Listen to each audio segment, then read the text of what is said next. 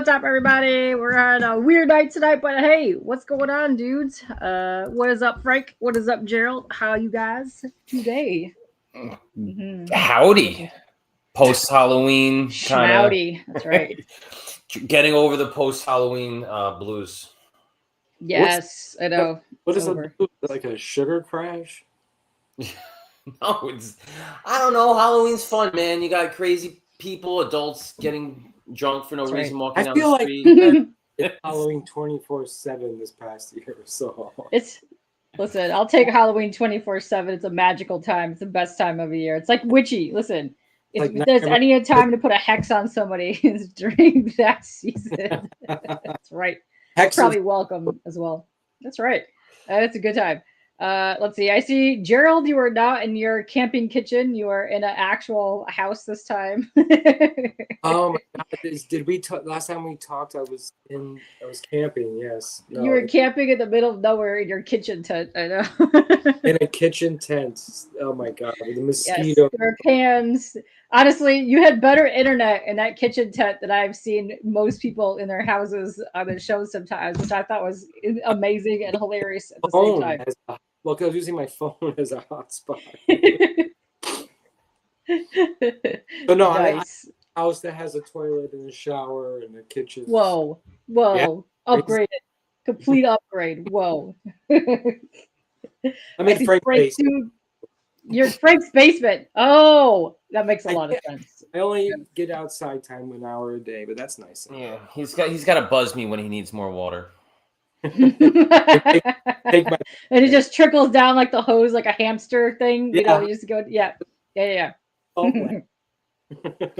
nice. Here's another script. Yes. Get you dry. Yes. Let's go. That's right. I know. Oh, we got a dog appearance. What's up, doggy? We might have a couple. Because the other one gets jealous now. He has 3 dogs. No, adorable. Here they come. They're just puppies. Yay! They're curious. Puppy time. Listen. We can stop this show right now and just do puppy time. I'm for this. Look at that. Look at. Let's go. Ah. She's just like, listen. Hold on. I gotta make this big. This is amazing. We need to make this gigantor. Well, there we go. She's a cuddler. She just does the hole where she leans into. Cork him. Oh, that's so adorable. I love that. oh my God. No, it's so sweet. Is that the older one, Frank? No, she's the younger one. Oh, the one that wouldn't stop barking at me? Yeah, she does not like strangers. So Gerald got a mouthful when she. Is that why you got trapped in the basement? That's right. Funny. Good times. Let's see. We got a bunch of people popping in the chat. I see. Let's go say hey to them real quick. Got GTK Comics. What is up, GTK Comics? There, I have plopped the link to your campaign right there. You guys are live now. Go check that out. It is pinned to the top of the chat. Let's see. Welcome to the dark side of my moon. Dang, that's right. Oh, we got Chad in the house. What's up, Chad? That's right. What a bunch of nerds. Listen. The biggest. It's the biggest bunch of nerds you will ever see. That's right. I'm going to pull up Chad's Halloween costume now. Who is he called? I know, right?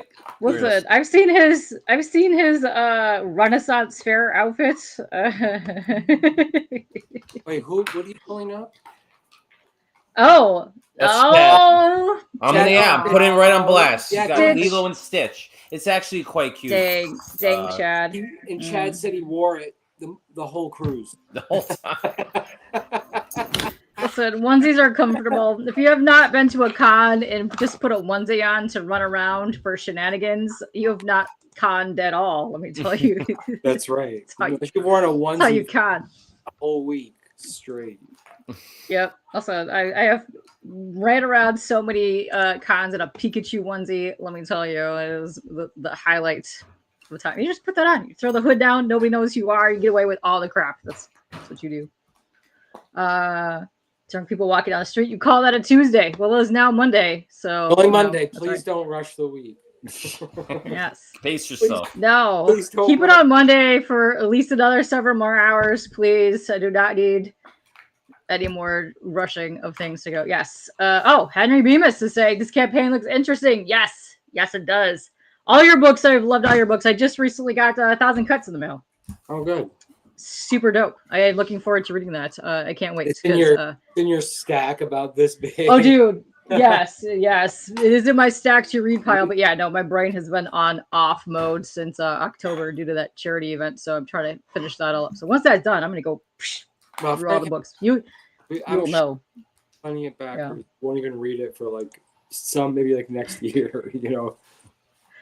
Probably. Oh, for sure. That's right. Oh, we got Victor in the chat. What is up? I like this. I like this. Wow, look at all the cool people, and then the award-winning comic creator of Fart Bomb, Frank Martin. Listen, still my favorite title to this date that you've done. Not only that, people still talk about Lester from Hospice. Let me tell you, people. If you could combine the two somehow, I might think you might have the greatest comic book of all time. You can joke around about Fart Bomb. This is now the third mention of it that I've heard today alone. In one day, 3 times Fart Bomb has come up. Listen, it's a very charming book. Yes. Listen, if you think you were going to come on here and we weren't going to talk about Fart Bomb for at least 2 seconds, this is a wrong chat for you. Yes, kicking it with puppy talk. That's right. You did look adorable. You looked great as your Stitch. I do have stitches right here. Look at this. It is adorable. This is in honor of Chad. I have a stitch right there. There you go. Yes. It's also on your website for digital purpose. Well, perfect. I'm going to have to add all of that down below. But yes. Oh, shoot. What's happening? He's talking about Fart Bomb. Oh. We got this, Brian. Hello, Brian. Not able to tune in right now, but you'll be watching later and wanted to show your support for the show and this great comic. Well, thank you, Brian. Well, thanks, Brian. Brian's got a great book called The Wretched, which is actually gonna be started this spring. Yeah, it is awesome. Really cool. Very nice. Oh, all right. I'm gonna have to check that out. Let's see what's going on with that. All right, we've made it to the bottom of here. We got Chad right here. This is our ending line right there. We're gonna do what we normally do here. I'm just do this because I don't have. There we go. That's just easy. Listen, don't have to click so many buttons. There you go. There's Frank. For the people that are going, what the hell's a fart bomb? And fart bomb. What? Yeah. What's going on? Let them know. What? Who are you? And who am I? I'm Frank Martin, writer of all things novels, poetry, and in this case, comics. And I write kind of all over the place. Horror, fantasy, fart comedy, apparently. That's the fart bomb. And I've been working with Gerald creating a whole bunch of stories. We did 1,000 Cuts, which we were talking about earlier. And now we're doing Love and Death on the Dark Side of the Moon, which is our first graphic novel. So it's a big project, big in scope, a lot of stakes. And we're excited to talk about it.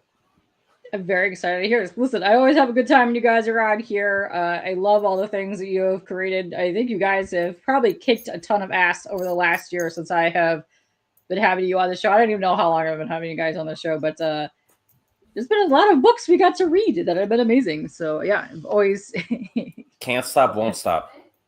Yeah. Combine all 3 series. You got Death by 1,000 Farts now. Wow. Jay Ryan. Yes. That's a magic title right there. That's actually going to be the title of my family's documentary.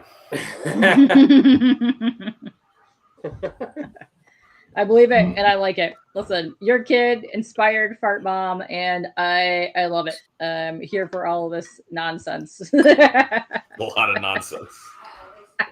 That's right. All right. Everybody, that was Frank. Don't worry, I have your links down below. All right, now we're going to go to Mr. Gerald. What is up, Gerald? Hello. Hi. Oh. Welcome. Let me tell you kids a story. That's it. That's all I got. I'm the artist. Frank's the writer. I don't do the words. I make the pictures. Leave me alone. And listen, we laugh. That's mine and Frank's collaboration. There's a story. And he's like, yeah, that's it. Go. Yeah. So, whoa. Cool. Dang. Go. All right. Listen, you're ready. You're in go mode. You're ready to talk about stuff. I can see it in your eyes, in the background in that one window. I know this is. We're ready. We're for this. Also, I like Fart Bomb 2, Fart Harder. Listen. Oh my God! If Jay Ryan could just come up with cool titles for like the next hour, I would be happy. I think that could be done and done. I think that's a deal. What is up, Jeff? How are you doing? All right, there we go. There's our 2 troublemakers for the night. That's who we are. There's 3. I'm also a troublemaker. This is facts. You're the biggest trouble. This is super facts. Yes. And if you guys are here, let me click this one more time. Click on that. That'll take you to the link for the campaign page. I am very excited to talk about this. Very cool stuff happening here. I can't wait. Oh my gosh! Why won't let me click out of there? There we go. Man, this is doing things, clicking stuff hard. Yes. So yeah, we're here to talk about your new book, a little graphic novel as well. So this is actually pretty cool. You guys want me to go to the page now, or you guys want to talk about it a bit before we go there? Yeah, you're the host. You run this party. All right. Well, let's go and screw a whole bunch of stuff up by me clicking stuff. So let's do that. There we go. Wait, what, Gerald? What did you say? You're kind of crackly up a little bit or something. Oh, I don't know. For some reason, I just heard. Never mind. So stupid. You're talking about, listen, so dumb. Nothing can be more stupid than this. Okay. Jay Ryan did it again. That's right. I think the doggy approves of all of this nonsense. That's right. All right. Here we go. Here's your campaign page here. Look at this. You're crushing it. Every time I go on here, you keep going up and up in numbers. That's awesome. You're almost halfway at your goal. We want to go up, not down. If it was down, I'd be worried. Listen, don't want that happening. No, we're going to get you way more people. Let's go. It happens. Yeah. It can. You have days where it could go down, and then it goes up, and then it goes tiny bit down again, and then it goes up. You know, that's the Kickstarter. It happens. Listen, sometimes you back and you forgot to change your stupid card over because it expires. It happens. That happened to me last week. Yeah, you know, it happens. Going up while we're just sitting here right now. Yeah. Oh, it's fantastic. I like that. Look at you're like almost halfway to your goal there. Boom, shakalaka. You're trying to get 9999 as your goal. Yeah, it's just 4 figures. Number. It's 4 figures. It's not 5 figures. That's Frank. Right. That's right. That's a good number. He's a genius. It's our 4-figure goal. That's right. I like it. I think it's very achievable. You're almost you're at 87 backers already. You launched today. Yeah. Way to kick ass. Look at this. This is fantastic. Also, you know how this works here. I will play your trailer. I have to unplug for this. You may or may not have to do your own theme song. You know, we'll see how this goes. Yeah, I know. It's dumb time here. I know. But yeah, check this out. 87 backers already. You're at $4,229. Check this out. You have 21 days to go. So you got to back this by Monday, November 24th. What is that? Is like right before Thanksgiving, which is also shopping that we're in November. I don't like that. This is a weird time. By 11:59 p.m. Eastern time. Man, that was a lot. But yes, this is where we are. Check this out. You want to play your trailer now? Or you want to do that a little later? Play it. Either one. Let's play it. All right, listen. I'll play this thing. We're going to screw this up. You know how this goes. So hold on a second. I got to unplug. You're going to hear yourselves. I know. I'm probably going to hear doggy. Let's go. I am not muted yet. Perfect. This is great. This is going so well right now. We're going to go like that. Go like that. Go like that. And like that. Boom. All right, let's watch this.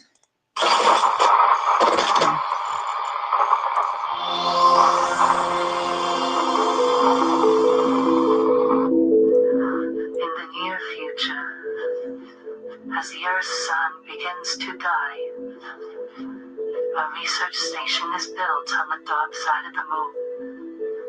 A child is born with a dangerous anomaly. Hi, I'm Gerald von Stoddard. And I'm Frank Martin. Wait, that's not right.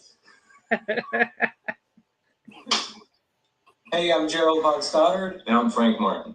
And we're the creators of Love and Death on the Dark Side of the Moon. I want you to join us for this exclusive graphic novel event live right now on Kickstarter. Love and Death is a sci-fi epic about what it means to be human in the most desolate and isolated of places. It follows a boy named Nero, the byproduct of an experiment gone wrong, who has been cast aside and forgotten. But he finds connections throughout the years with a girl who refuses to see him as the monster everyone else does. No. As a 100-page graphic novel, we'll also be releasing Love and Death as a monthly web series where all backers are invited to join Frank and I and be part of our process following Nero's journey as it unfolds. We've got a couple different versions of the book available, including prints and behind-the-scenes material that expands the universe with lore and add-ons. Join us during the campaign for exclusive access to this one-of-a-kind graphic novel event.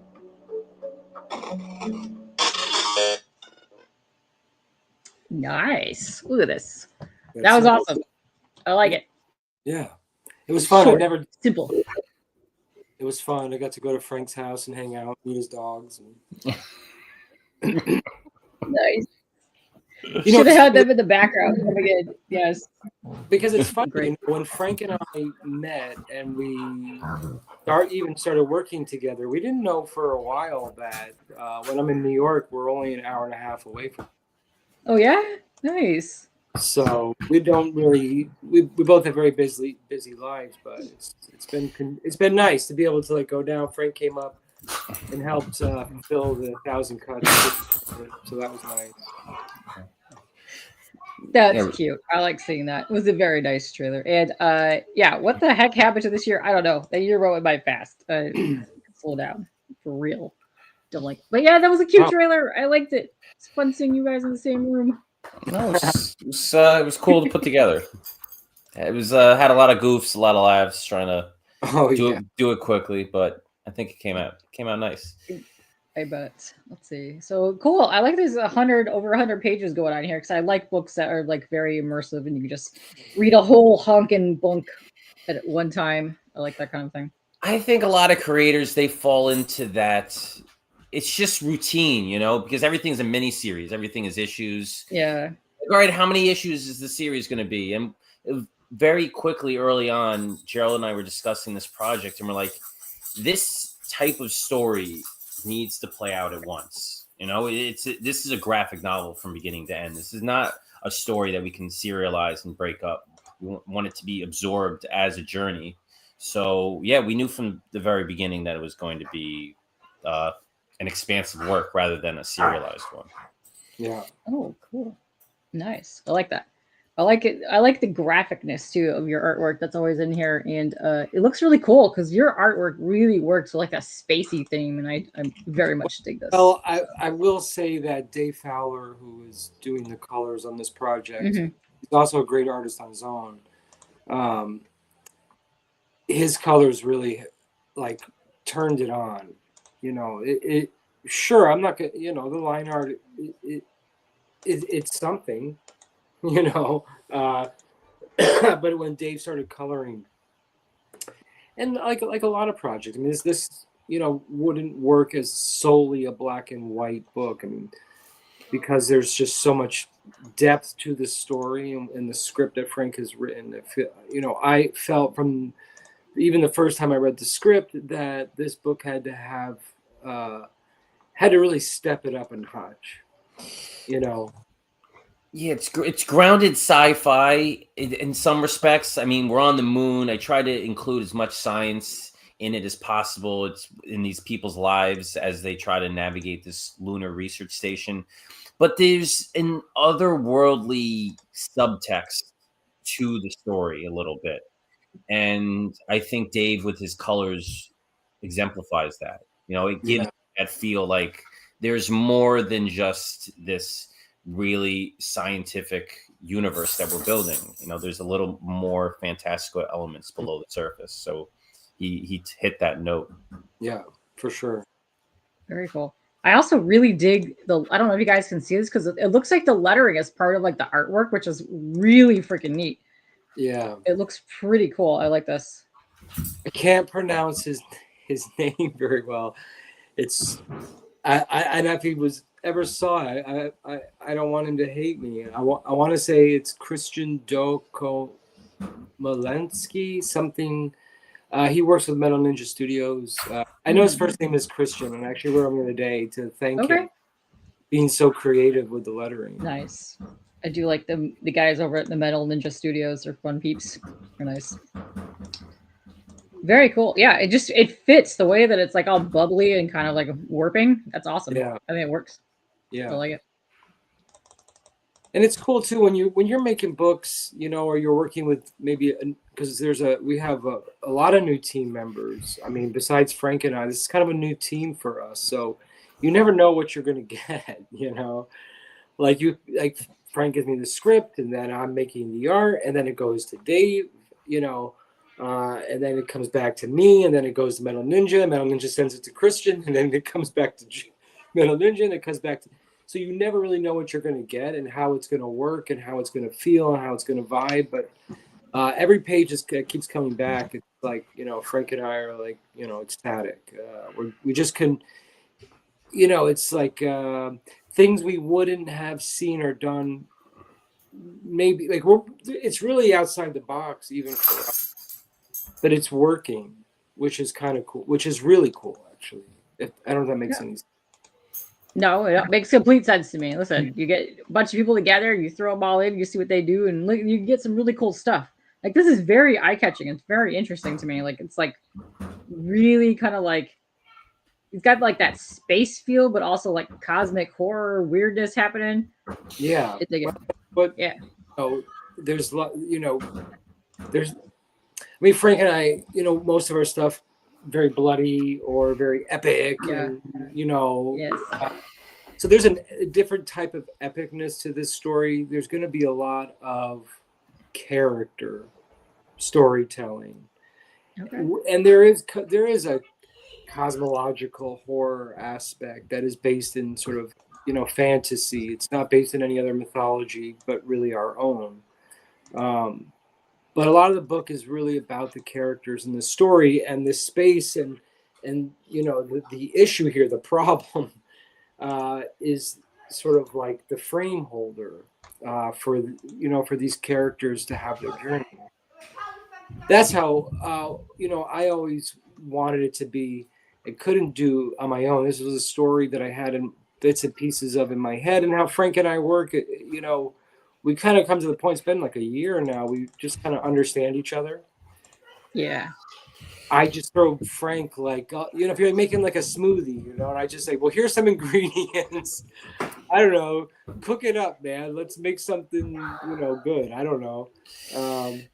Well, as a writer, I tend to think of things in a line, right? The characters are on a journey. They're moving forward. Things are moving.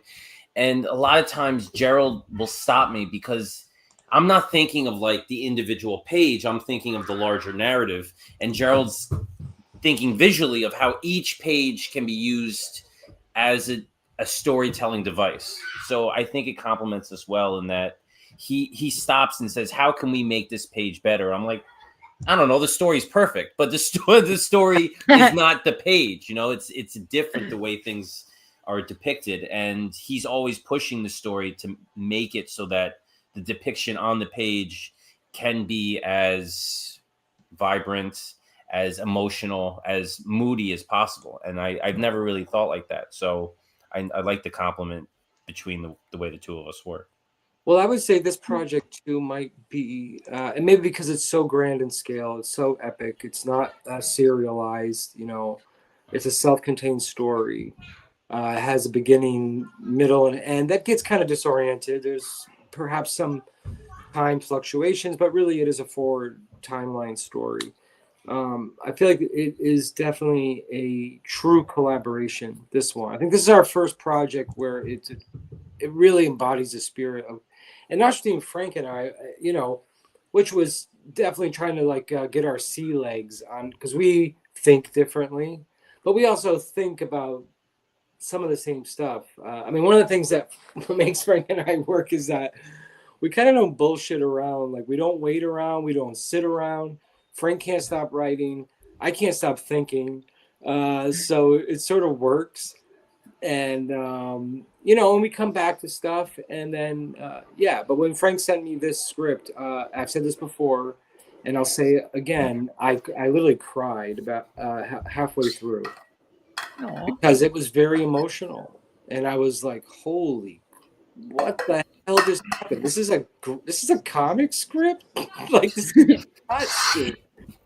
It's well, the reason we had to not serialize it and do it as a graphic novel, because as you see on the very first page, they start as babies, kind of the main characters, and so we take the reader through their life, you know, as they age, as they grow up, as they evolve, and breaking that up just didn't seem right. You know, I wanted to take you through watching them as they grow and as they evolved, these two characters together. And yeah, it was cool to see, now that I'm thinking about it, the process of how we worked together and took this story from like a little baby and growing it up into now a Kickstarter is kind of how the story unfolds. That's cool. I like seeing that. And yeah, I think you guys work really well together. I've liked the project that you guys have done, and I love that you guys have come together to do even more stuff. So I'm looking forward to way more of the titles you got coming up, because you got some really cool things. Oh, we have so you much. guys done. Yeah, we have so much to do. We have another graphic novel that I'll be drawing in tandem to finishing this one. Nice. This project is not completely finished yet, so I'm drawing 2 graphic novels at the same time. Plus, you know, I do a lot of cover work. Yes. So I got a lot of drawing to do ahead of me, while Frank writes about 300 books. I'll have on hopefully 2. I'm actually looking forward to that next one more than this one. I love this one. I love Nero's journey, but the next one we do is Gerald really pushing me to madness and just I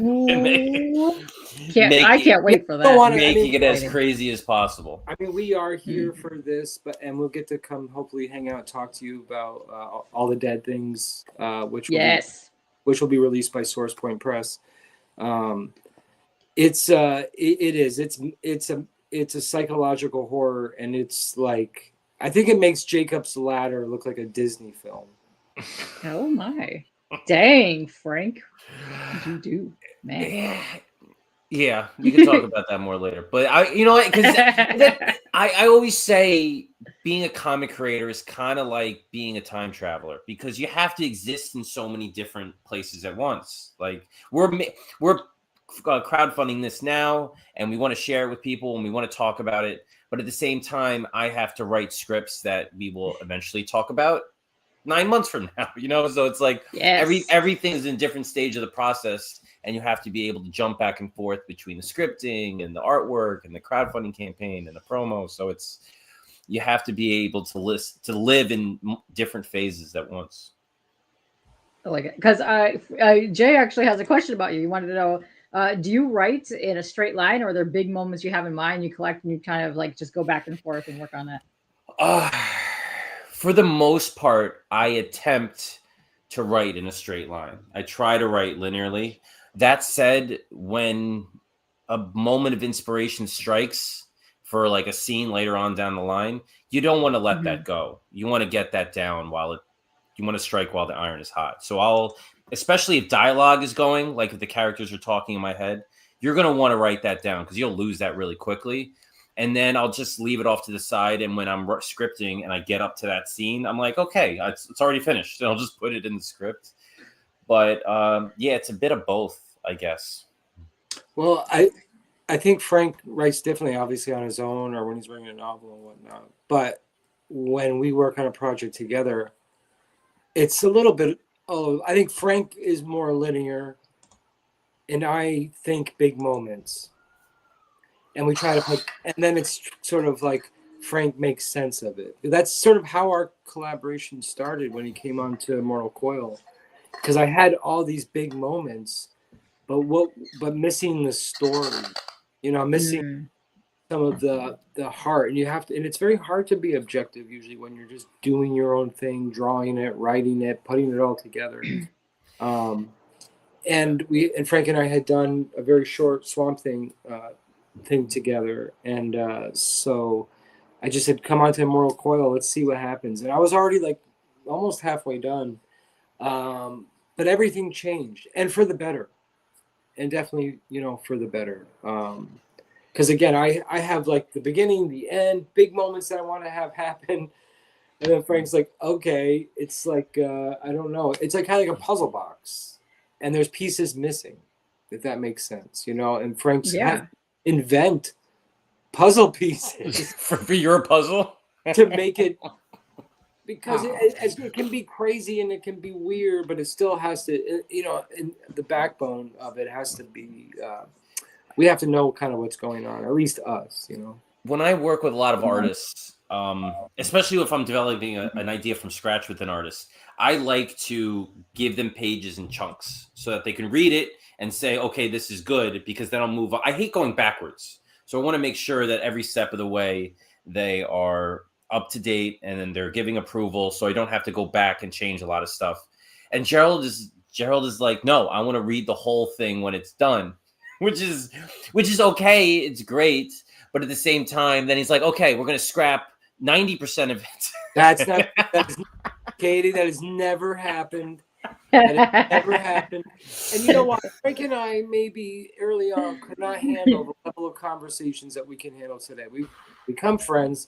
We know each other's personalities. Frank makes fun of me, but in a kind-hearted way. It's nothing that I don't know about myself, but we had like an hour-long phone conversation about the ending of this project, and I said I want to change it. And Frank, I could tell Frank's like, let me get a coffee. No, he was right. The argument he had about the ending wasn't wrong. It was right. So that in this script that I originally wrote, we're still working on the ending, and we're working on the particulars. We know pretty much how it's going to end.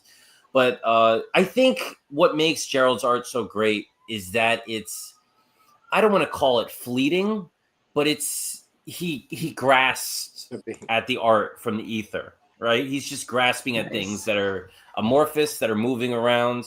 And when it comes to story, he kind of acts in a lot of the same way.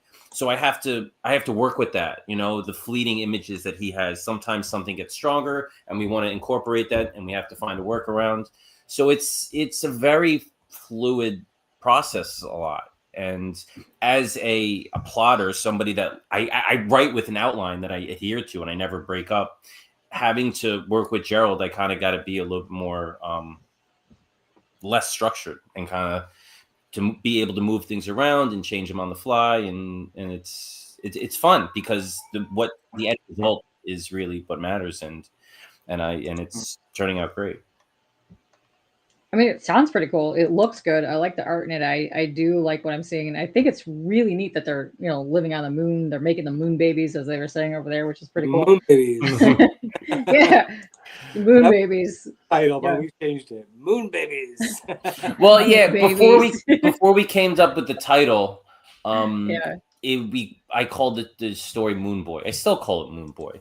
I even have a line in the book where she calls him Moon Boy as like a little Moon Boy Easter egg. But I like giving little pet my original names to projects for this story was, and this is 13 years ago, was just The Dark, and I just knew it was about a boy who lived on the dark side of the moon in darkness, because if he is subject to light, he becomes a cosmic horror monster that behaves like a black, sucks everything inside of it. Yeah. Dang. And that's what I came to Frank with. That's what I said. I go, this is it. This is what I got. And I'm it's I mean, it's a fun story. We talked about a little bit in the video. The basic premise, as Gerald was talking about, was you got this boy named Nero, and the research station is on the dark side of the moon, and he's born, and they don't really know what's going on with him. They try to figure it out, but he's this unknown factor. So they kind of shun him to the side, but he's not malevolent. He's just a kid. He wants to do kid things, and he's stuck in this weird circumstance. And it's about him trying to find a life for himself, trying to figure out his place, even though fate has deemed it so horrible for him. And it gets emotional, but it's about him finding connection and love, but at the same time, he has this darkness in him. So there's a lot of fantastical horror going on. And of course, they're on the moon, so there's a lot of sci-fi aspects. It's just throwing things at the wall and hoping it works. It's very cool. But I like that you also have like an issue 0 preview thing that you're doing limited to for Kickstarter, but you also have a hardcover. You have the hardcover, you have the slipcase version, but you also have a manga version, like a manga edition. It'll just be a manga. Yeah, because some people might like to enjoy reading it in that format. And I'll just say this really quick, before it gets too late. And if anybody is watching or is like, well, okay, they got a lot of stuff. As Frank says, there's a lot of moving pieces. So I want to say this as succinctly as possible. I'm not done drawing this project. So every month we are releasing finished colored lettered pages in vertical format in our, under the Rolling Squid Bones website as a web. And then as it staggers, will be in the near future offered on Webtoon. It's the site itself. Okay. And then about a few months after the campaign, you should receive issue 0, which is the first 20 pages. So that you always have something with this campaign. You're not sitting around waiting. That's cool. You're going to get the web series pretty much right away. You're going to get the issue 0 2 to 3 months after. And then hopefully no more than 3 to 4 months after that, you'll have the actual self-contained story in either the softcover or hardcover edition. So while we're working on it, every backer is sort of like, we're all in it together. And we're kind of like, so when we say we're not serializing it, it's not entirely true, just in a different way. What we wanted to do was create an event, an experience. So many creators, they kind of disappear and then they pop up however many months later and say, okay, your book's done. But we didn't want to do that. We wanted to include people in the process and really strengthen that connection throughout the months. So yeah, we're not going to vanish after this is over. We're going to be around. We have our newsletter. This is going to be available for people who are not on Kickstarter a little bit in the near future, not right now. Okay. This is a Kickstarter exclusive event, so we want to keep it that way for a while until everybody's sort of gotten their things. But the book, the web series will all be available through Rolling Squid Bones in the near future. Nice. And you did launch today, so you do have launch day specials happening right now. So that one ends. Not sure when that's that one ends tomorrow. Yeah. Very cool. So you can get cover A, which is the one right here, and issue 0 for $30 right there. This is a launch day special. So take advantage of some of these. And cover A is, if you go up to the banner, it's a wraparound. Oh, so wait. It's that one right with the lady on it. Both. That one right there. That's the cover. Well, the title. Ooh, okay. On the back, because I didn't want it on the front. As I designed it, I liked it just being Nero, without all of the graphics and titles. So you're kind of like, I wanted the image to be like, what is this? Yeah, it makes you flip the book over. And then you open, and you can see, oh, it's one image. Oh, cool. Oh, ooh, that's cool. Yeah, there's a lot of people taking advantage of that today. Oh, I see some familiar faces in there. I see a Sean. Like that. Oh yeah. Yep. Let's see. I like you guys got digital. You have deluxe editions of digital stuff. I'm a very big fan of digital deluxe things because. And the digital deluxe isn't just like, so basically, again, as we just said, so you're just getting no physical. You're getting the monthly web series.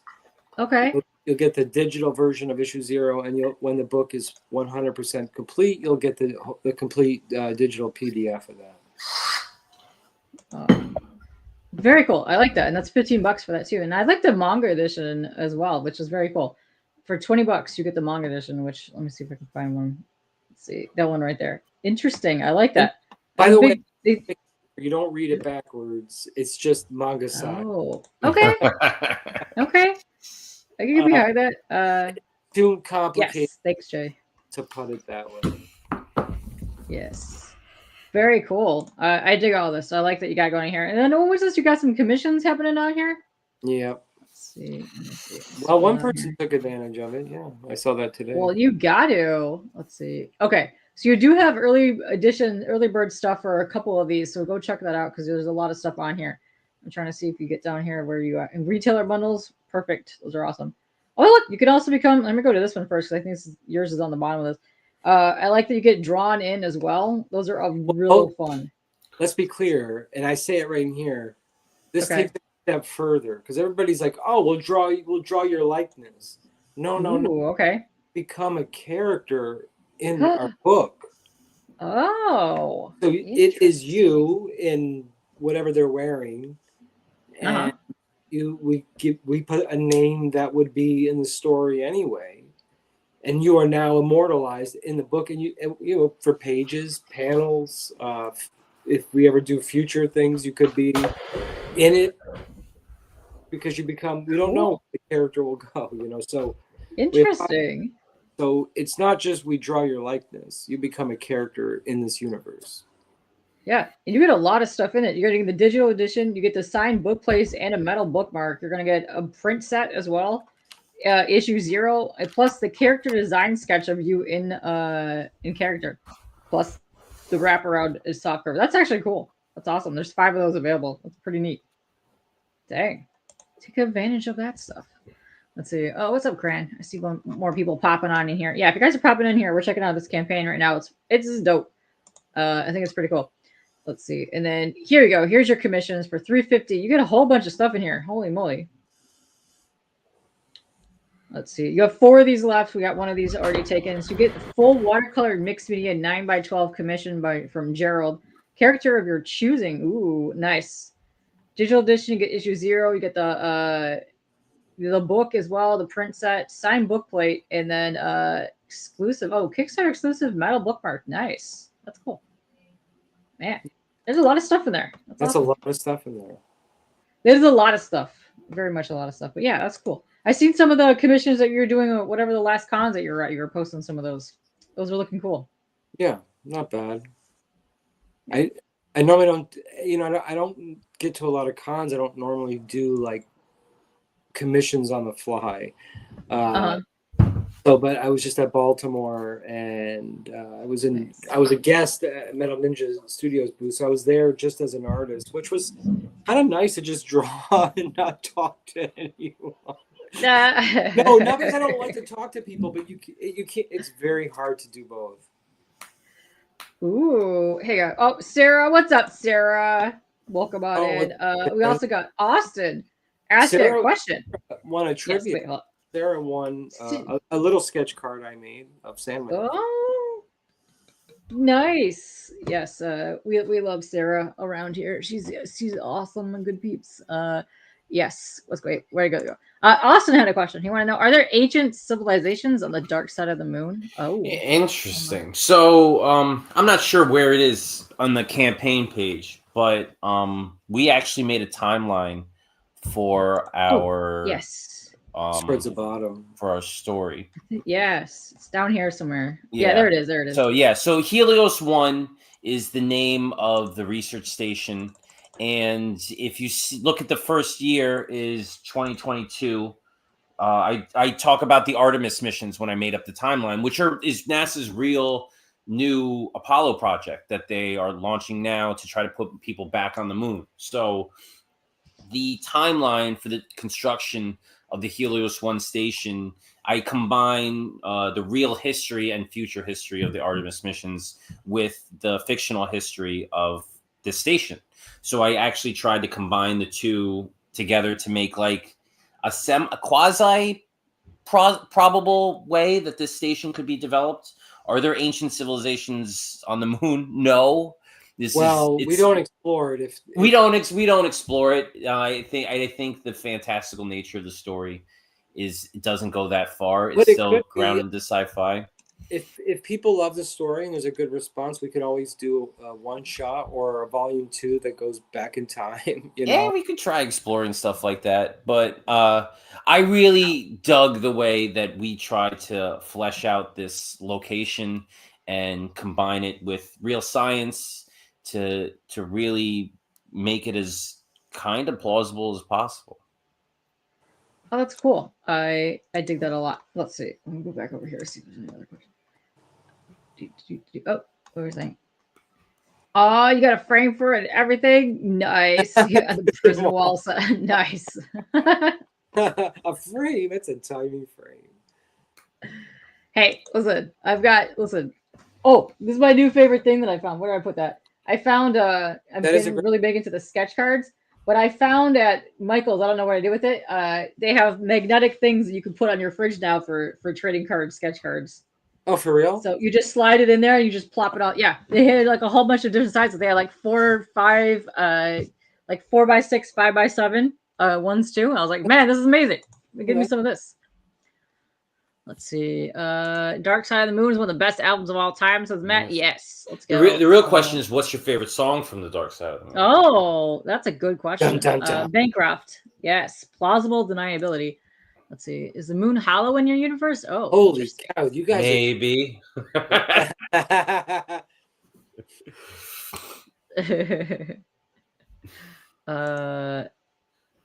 You really gravitate towards the moon 1/6 of the time. Yes. Time is the correct answer.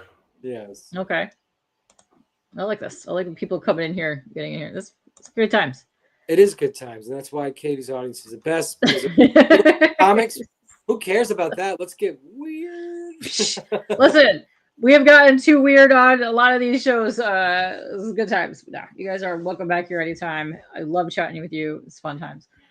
Ooh, limited signed bundle. Yes, you got some cool things happening here. And here's the print set. You guys want to check these out? Ooh, the weird eyeball with the dude. Oh man, that looks creepy. The bigger. That looks creepy. I like it. I don't know if you guys can see that. Oh, that's sick. That's sweet. Yes. Yes. Oh, here's some of your sketch cards too. Wait, is that offered in one of these bundles? The sketch card? It's an add-on. Oh, an add-on. Okay. Yeah. Ooh. Okay. Listen, those are nice. Let me see if I can find this. How much are those? I think 20, but they're full color. Oh, sweet. Yeah, and you also have the rest of your titles in here too that you can guys pick up all that fun stuff in here. Digital versions of all that. Let me see. Am I missing this? My brain not working right now. Let's see. Grim Space. Yeah, you have all your other titles on here too. What? No, oh, there you go. Yep, $20 right there. Nice. Oh, those are cool. Yes, yes. Lovely, lovely. Oh, wait. Oh, yeah. Chat is getting away from me. Got a lovely bunch of coconuts. Wow. Okay. Nice. We're conspiracy Andes. Oh, I mean, I would love to. You're giving me fuel for thought. Watch out, Frank. Katie's fans are going to be like making my head buzz. I'm going to be calling.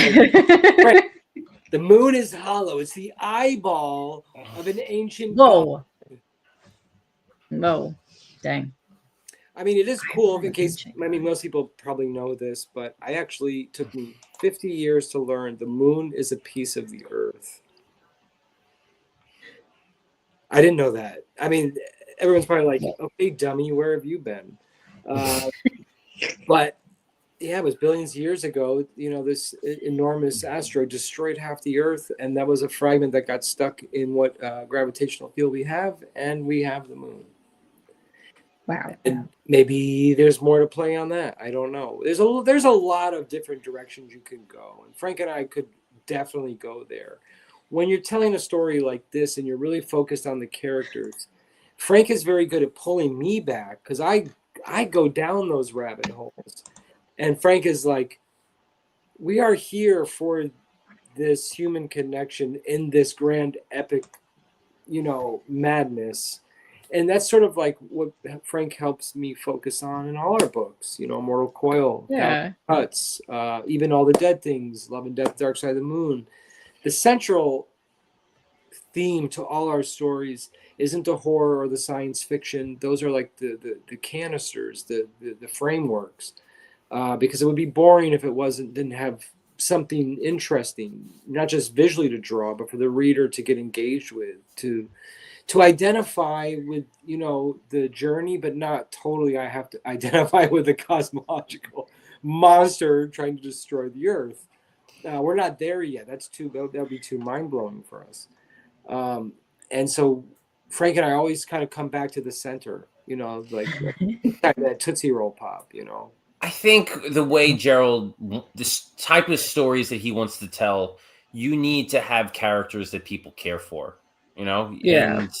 And it's great to make things epic and big in nature that goes down those crazy conspiracy rabbit holes. But at the end of the day, you want to follow these people's journey, in which if you're going to turn the page and see what happens to them next, you have to have some sort of connection to them. And I think if you go too far away from them and down the rabbit hole, you start to lose that. So that's the balance that you have to try to. And then some stories, you understand from the very beginning that you don't care about the humans. Like when I'm watching a Transformers movie, like it's okay. It's okay sometimes to not care about the humans.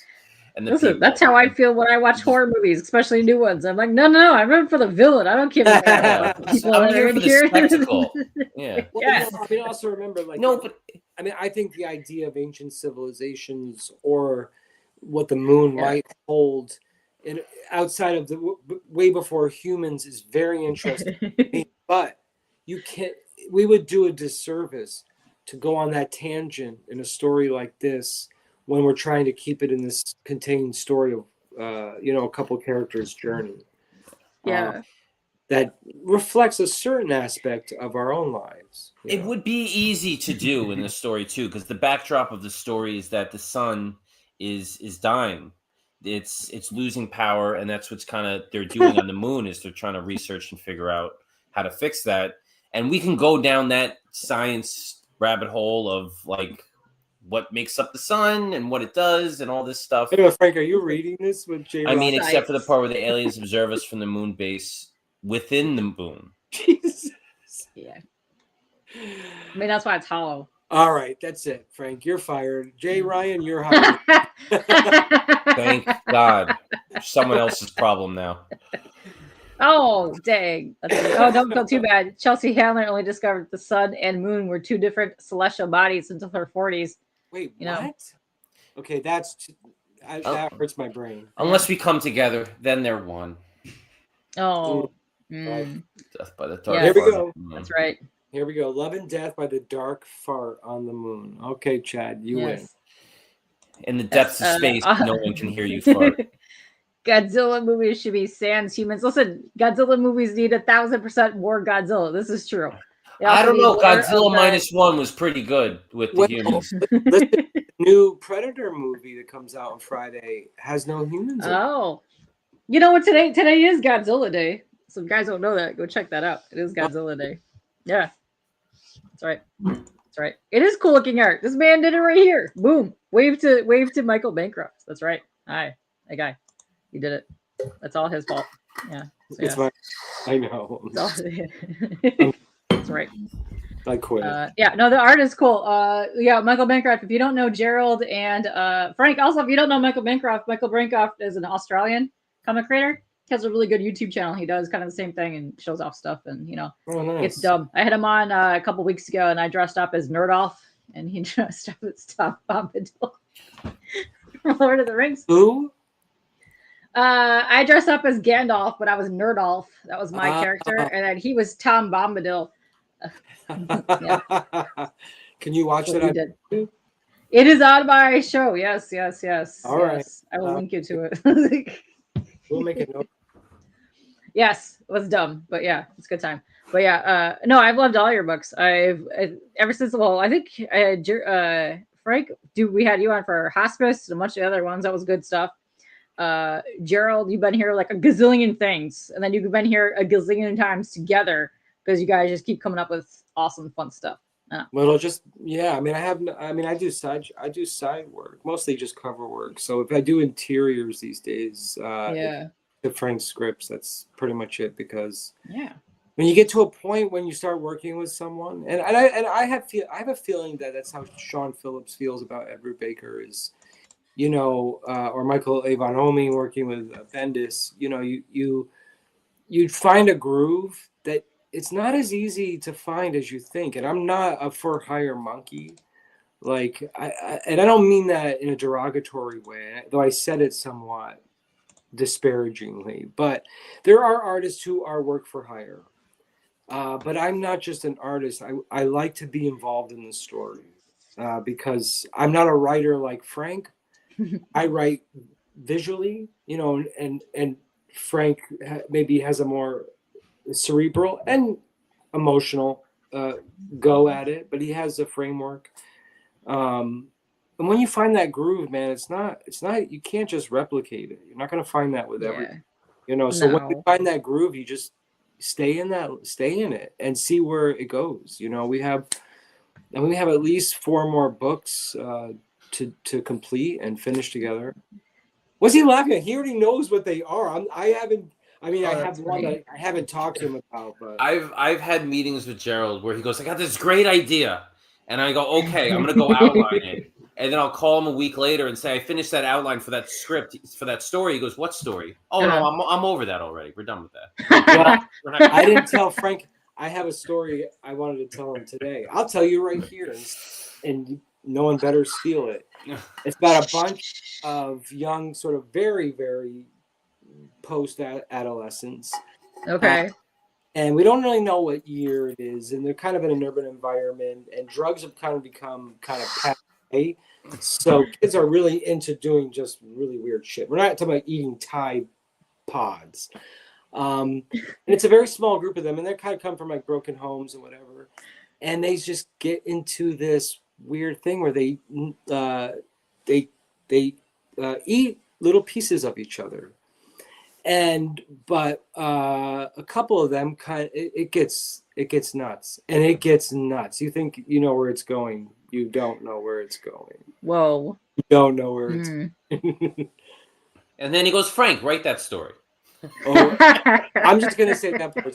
I was like, oh, I want to write like a 9-year-old kids who are trying cannibalism because it's like the new high. The new high? Whoa. Johnny, are you eating your friend Timmy again? All the kids are doing it, Mom. Because they'd have to do it very subtly at first, so they don't or people around them. Oh, that's creepy.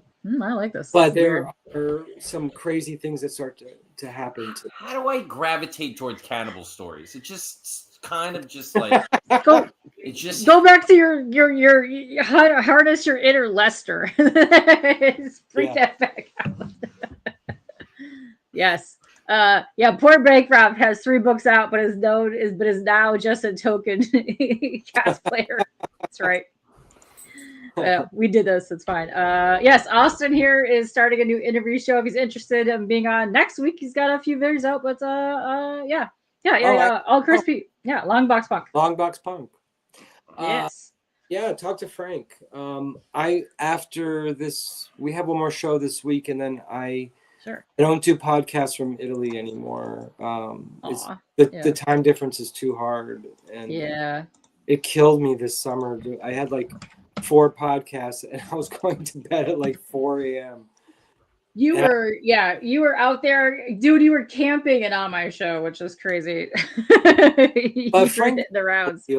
Frank's very good at talking about this stuff. But if anybody was interested, hit up Frank. Yes. Jay has a title for your book there. Nibble, The Taste of Friendship. Done. There you go. Done. And here you go, Austin. I dropped Frank's link right there. You can hit him up on Instagram. Go check him out over there. I'll drop Jared's link too, because man, you're all over the place too. But yeah, here, man, copy. Oh goodness. And I think over the next few months, I might go a little social media dark. When you've got 2 novels and like 10 covers. Oh my. Like 12 interior pages for someone else. I don't have time. All the thingies. Yeah. There you go. My family. So. Yes. Oh, because you got. I don't know. Yeah, Frank, don't even talk. Yeah, no. It's funny. But no, it's always fun having you guys on here. I love all your work. I really do. I can't wait to I finally get some downtime coming up soon after I finish these sketch cards. I'm gonna read 1,000 Cuts because that one to me I thought looked really good. I love the story in that one. I thought it was great. So that's the fun part about working with Gerald, is because I love playing in different sandboxes, and Gerald likes bouncing all over the place. Love and Death is so different than 1,000 Cuts, which is going to be so different from Dead Things, which is apparently is different than adolescent cannibalism. I guess where we're going next.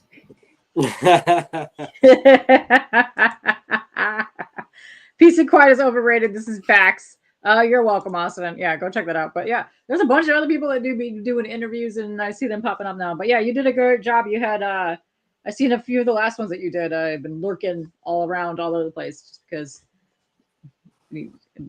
I'm also taking a slight break from the YouTubes as well. Because man, sometimes you need to do that. You need to see. You do. Well, I mean, I bounce every single time I'm here, and I'm like, I don't know anybody who posts as many shows as you do.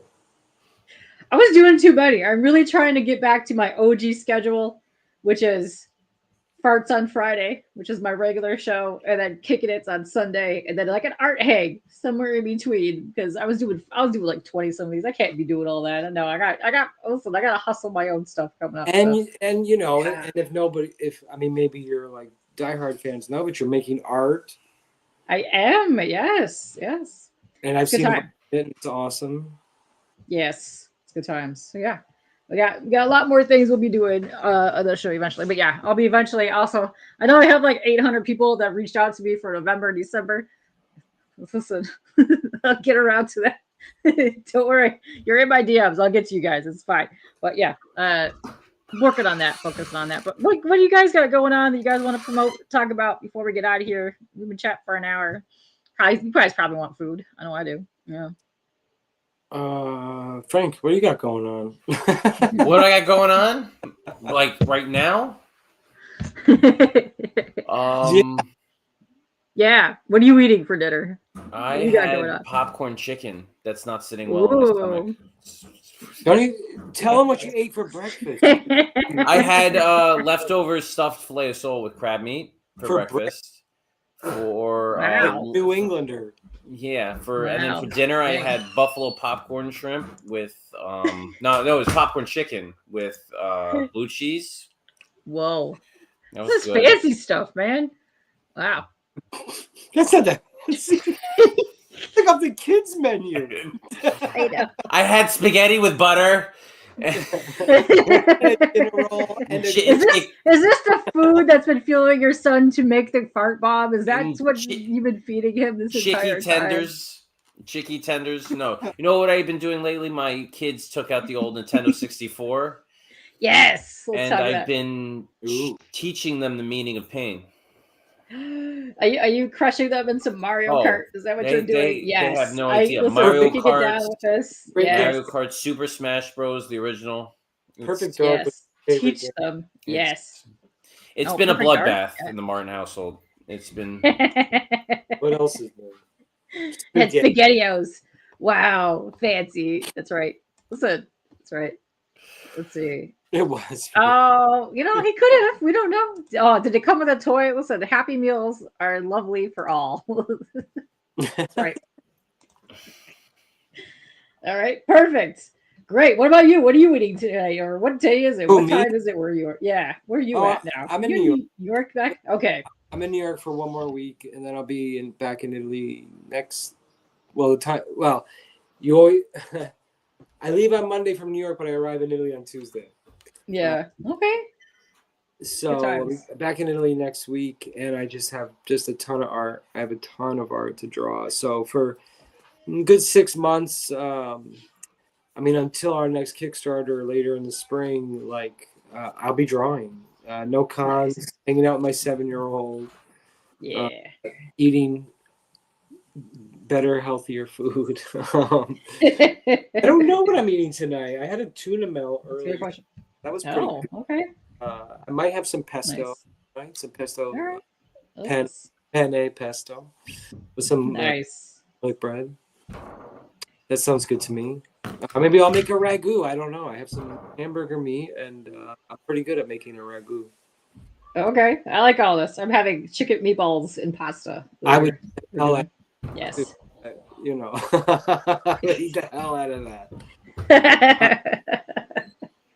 That's right. Listen, quiet life with drawing is a good life. Listen, sometimes you just need peace and quiet and draw horrifically weird, dumb stuff. That's right. And I'll say, if it wasn't for Frank, I couldn't do that. You know, there was a time when I came back into comics, I did it. You know, from the drawing to the project managing, the graphics to the Kickstarter to the writing of the script to all of it. And you know, Frank's not just writing the scripts. I mean, he's there. So if some books that may be in your hand come right from him. Yeah. So we're really collaborating. You know, we have this thing called Third Contact Comics, and that's what. So Frank is allowing me to draw now. Yay! Try do that. I know. One of these days you'll get let out of the basement. It'll be fine. You know. That's why there's this weird color. He has like this warning light. Yes.